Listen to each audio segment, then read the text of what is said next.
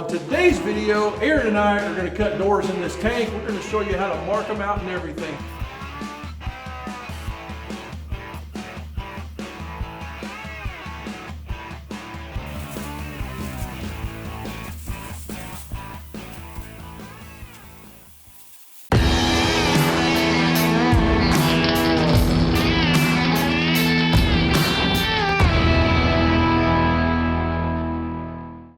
All right, buddy, so we got the bottom door cut done, and now we're starting to look at our hinges and stuff. So how do you feel about this? First off, I know we're going to clean up the cut, and we'll show that in a minute, but how do you feel about hinges on this thing? Well, I like putting them in now before we do that final cut. And, you know, you did 2 passes on here with a plasma, but chasing this with a grinder is just like that third wall of making sure. So, and then I think we talked about bringing our initial cut out to meet this 90-degree cut that's coming up next. And we're doing that because once the hinges are on there, obviously it's going to get kind of busy over here, so we want to have some room. Right, yeah. And then also we pierced inbound a little bit just to prevent from having a big nasty cut in that corner we couldn't deal with. Right. So you're going to run that slicer disc down through here first. Yep, and I'm going to stop. I'm going to try to stop right on that line. I mean, it's a curved wheel, so you may have just a little bit left in there. Yeah. Yeah, and then basically at that point, we're going to start laying out hinges, and we'll get into that here in just a little bit. We're going to use the hinges that we sell on our site. Which ones you want to use? The radius ones, the nice ones with the... I like those. I like those too. So those are going to be the strap door style hinges, and we made them that way so that there's enough clearance in between the hinges, the heels for 1.5 inch strap. We don't use strap on the outside of our doors, but they still look good even without that. So, all right, well, I'm gonna go get that stuff pulled, and you got this for a little bit, huh? Yeah, I'm gonna get these. All right, cool, let's go.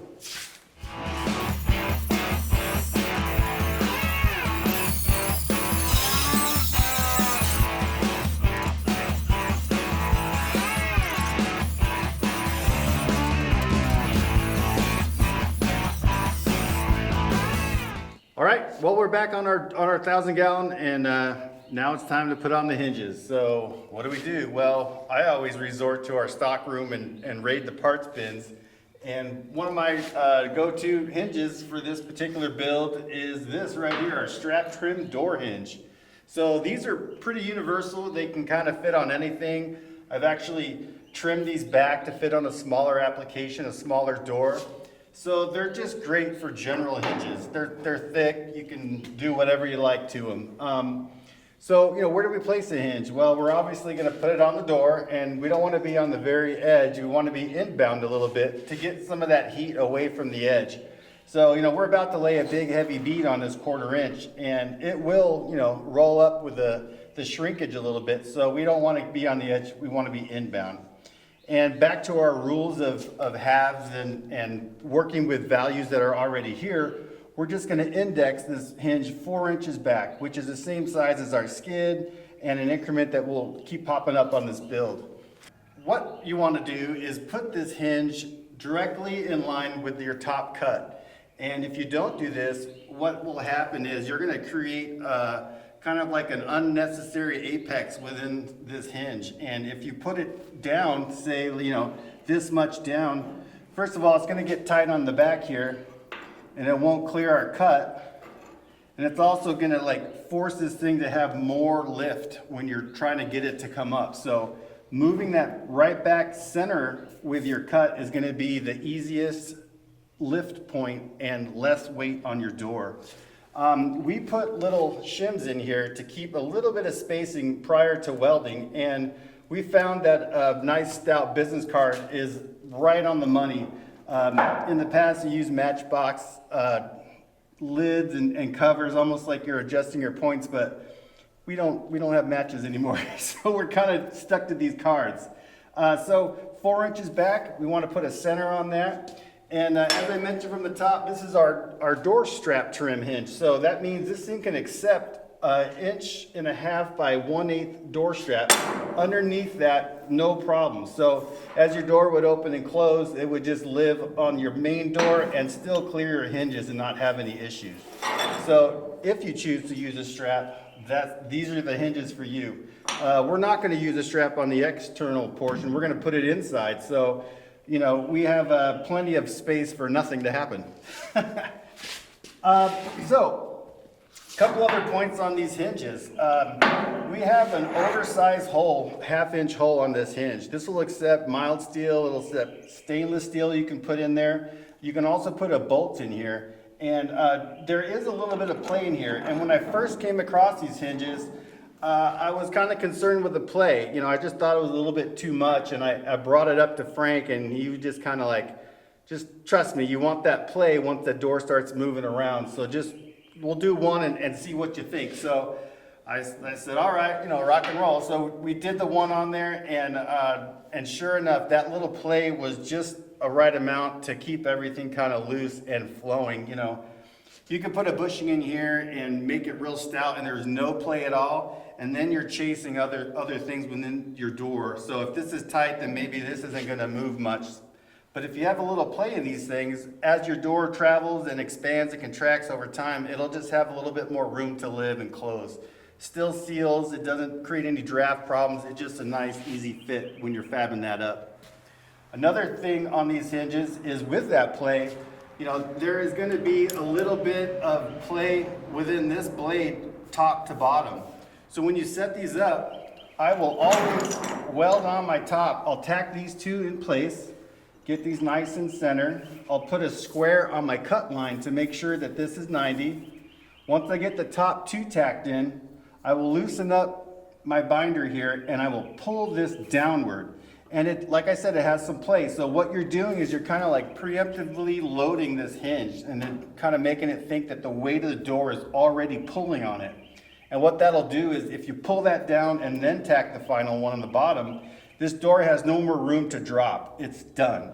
If you were to shove that up and tack and then release this cut, this door is going to sag that much more, and you're going to find yourself cleaning up this bottom edge because it'll be interfacing. So preemptively pull that down, kind of a preload it, and then tack it, and you should be good to go. Well, that's not much else to talk about. Just time to get busy on these hinges and get the paint off of here and get them laid out. So stay tuned.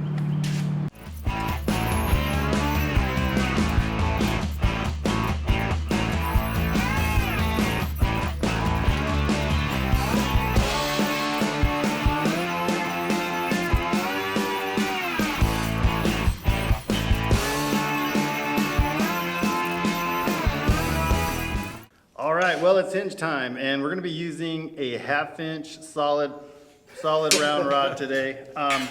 So we're gonna do all these hinges on one common rod, and we've been doing that in our shop. Just another little aesthetic that we do over and over and kind of give us your little signature piece. That could be anything that you choose, but this one is one of ours. So 1/2-inch rod, and what we're gonna do now is I got Frank behind me, and we're gonna be putting all of these in order. There's going to be 2 that will be to the back side and 1 that will be onto the door.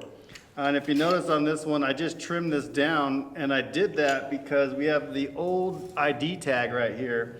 And you know, these tanks come from all over, and it's really cool to just kind of get a glimpse of what it used to be before it became a barbecue.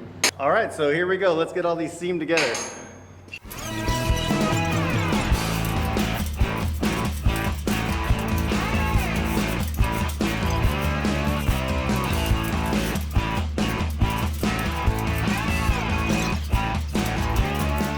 All right, so we loosely have all of our hinges on our common 1/2-inch rail, and right now you're just kind of making sure there's one to the bottom and it's actually down, and these aren't flipped around.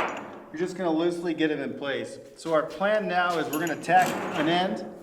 We're going to locate the bar center to our cut. We're going to tack weld one end. We're going to tack weld the far end, and then we're going to come in the middle and tack the middle. And then we're going to keep splitting up our sections until we get them all tacked in place. And that'll give you your best chance of getting everything nice and lined up without any tension. All right, so we're welding on our hinges now, and we got to keep a couple things in mind as we progress down the line. This is where little things can kind of build up and become a problem for you. So we talked about shimming these hinges earlier, and we are going to do that, but we're not going to do that right now.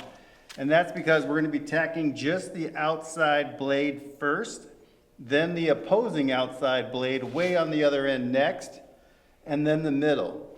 Just one blade of the 3 per hinge. So our goal right now is we have to keep this hinge 90 degrees with our cut. We'll be using a small square for that. And we also want to lock down where this rod lives in relation to our cut. And that's supposed to be 90 degrees, meaning wherever that cut edge is right where the center of this rod is going to be. So 90 with the top, this axis, and flat on here. And then we got to lock down this to the center. Are you ready? Yeah, All right, that's our first target. I like it. You like that? Where I'm at up here. Okay. So I'm gonna put one tack, and that's gonna hold one of my edges still, and then I'll square it up, and that'll be my second edge. So one tack, second tack, and then I'll lean it to where I want it, and then I'll make sure it's nice and level there. The other thing is if you tack on the left or the right of this, you gotta be prepared for that thing to lean one way or the other when it cools. So as long as you know what you're getting into with that lean, you could tack on the side, but another way to prevent that lean is to go right on the end of, like on the 1/4 inch side of this, right on the tip right there. And then you know that you're setting right. All right, I'm set. Are you? Yep. Okay, here we go. And then earlier, Aaron was talking about how you gotta pull this down.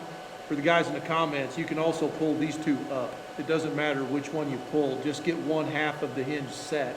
As long as this round bar lives where we want it, then we can go ahead and compensate for things. And when you pull, you don't wanna pull too hard, because if you pull, well, I mean, I guess you got the weight of the door, but still, you don't wanna just be like pulling so hard that you're like over tensioning this. You just think about the weight of the door. It's not gonna be too much. Yeah, you just want to favor the one side for sure.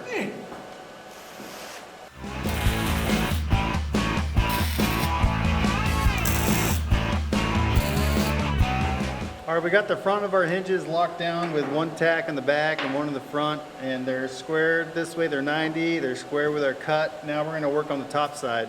And as we said, we like using a business card to kind of space these out to give it a little room.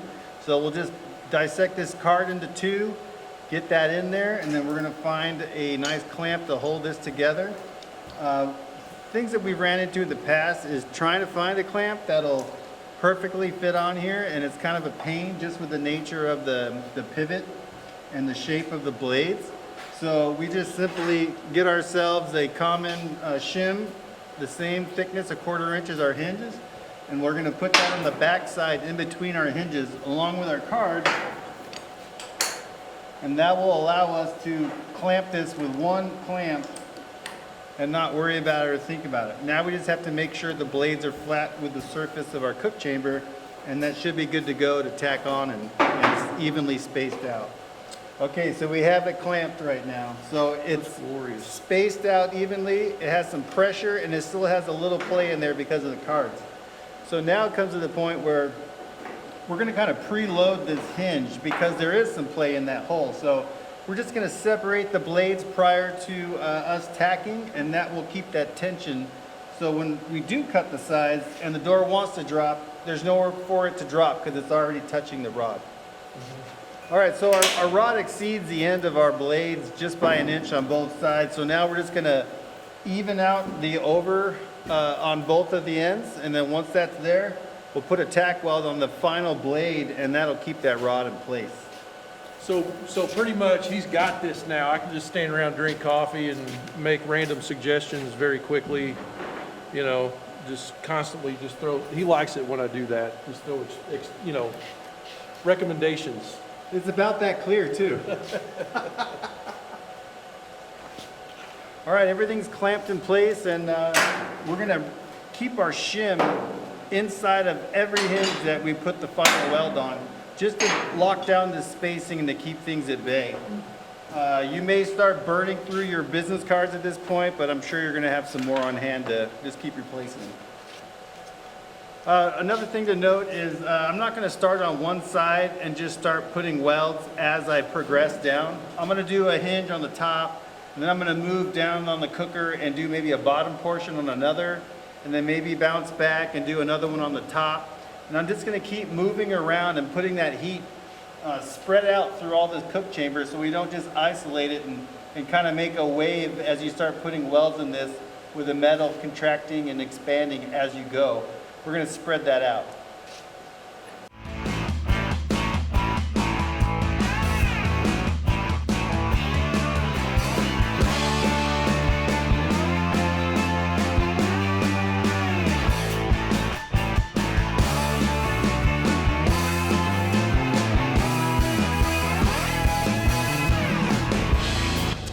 All right, well that's it. We got them all welded up and they're still pretty toasty, pretty warm right now. So it's about lunchtime around here. So we're gonna take a little break. I'm gonna let all this calm down and relax and get cool again. And then we're gonna come back and we're gonna do our vertical down cuts for the doors. Connect the bottom and then these things should be free. All right, stick around, we'll be right back.